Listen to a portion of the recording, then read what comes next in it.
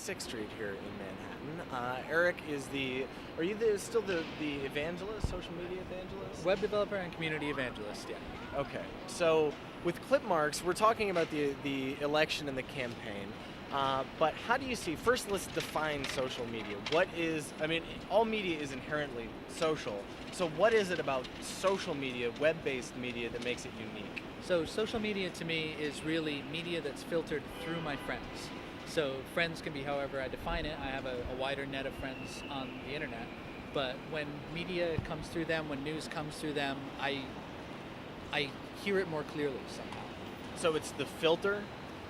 In large sense, the filter and the amplification. My friends often bring stuff to my attention that I wouldn't have known about. Now, is it inherently the medium? I mean, radio, you can use your social graph to, let's say, Rush Limbaugh listeners. Their social graph would be tied to or based around Rush Limbaugh or similar beliefs, but that's radio. Is there anything particular about the internet that makes it unique or makes social media, or is specifically tied to social media? Absolutely. It's the unlimited channels.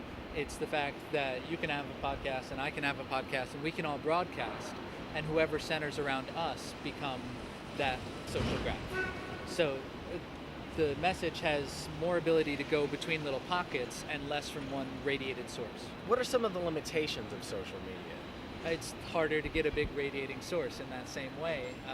A lot of messages have to bounce many times to get the same propulsion that they would otherwise. Now, because we're talking about the elections today, we're coming up on one of the most unique election cycles in history. One, because it's the most open election since 1952, but two, because of the tools that are available to us. In 2004, there was blogging and podcasting. I'm sure you remember Anna Marie Cox and the whole Wonkette thing. But this is probably the first election where we've had all of these different tools. As opposed to just RSS feeds, now it is popular to enclose audio and video and text and picture and video within RSS feeds. How do you see social media impacting the election?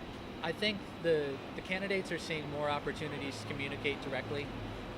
They're using YouTube, they're using Twitter, they're using other tools like that to really get their message out in a more direct way, and a lot of times more in depth than they can in a stump speech. So I've felt more connected to many of the candidates and their views than I have in previous years. How is the media using social media tools? You know, we hear about this, the CNN or the Facebook, YouTube debates, ABC debates. Are these just cross-branding opportunities, or have they added to the dialogue? I think some big media places have done it well. I love CNN's breaking news Twitter account. They give me just the breaking stuff.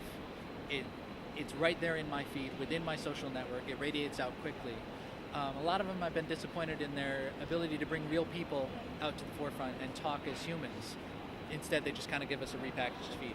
Right. One of the things that I've noticed, particularly with the candidates, is a lot of the time they will do, just like you said, they will push media out, which is just like traditional media does. Radio pushes it out, but it doesn't utilize what the web does, which is push and pull. You can take information from it and have, like on Twitter, you can have a dialogue, and that is oftentimes the most important part of using something like Twitter.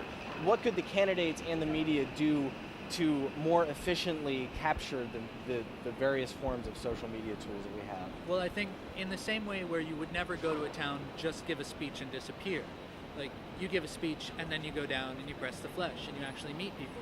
I think there's very little flesh pressing, to coin a phrase, going on within social media. I think that the candidates can really meet individual people who will then get their message out for them through these tools so easily, and they're neglecting that opportunity.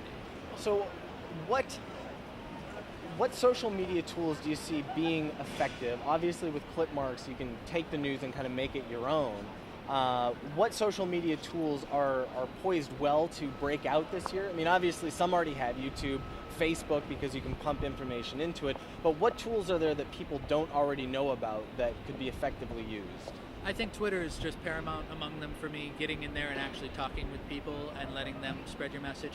I think Ning is very interesting for helping candidates build their own social network and then let people gravitate around them or around a specific issue. So these sort of mini social networks cropping up. Now, how is, or will Clipmarks be utilizing the election? Will they be involved in it at all? what aspects of clip marks will be most important during this election cycle? So I can't say too much just because we don't necessarily know right now. We're talking about that actually today, about how we can take this idea of clipping something out of the news and then talking about it on your own. So you take something out of this sort of lens that the corporate media gives it, pull it out and say, this is what's important about this. This is my feelings about it. Let's discuss. So enabling discussion about specific pieces of news, I think that's going to be really important for us and for news as we go forward. All right, great.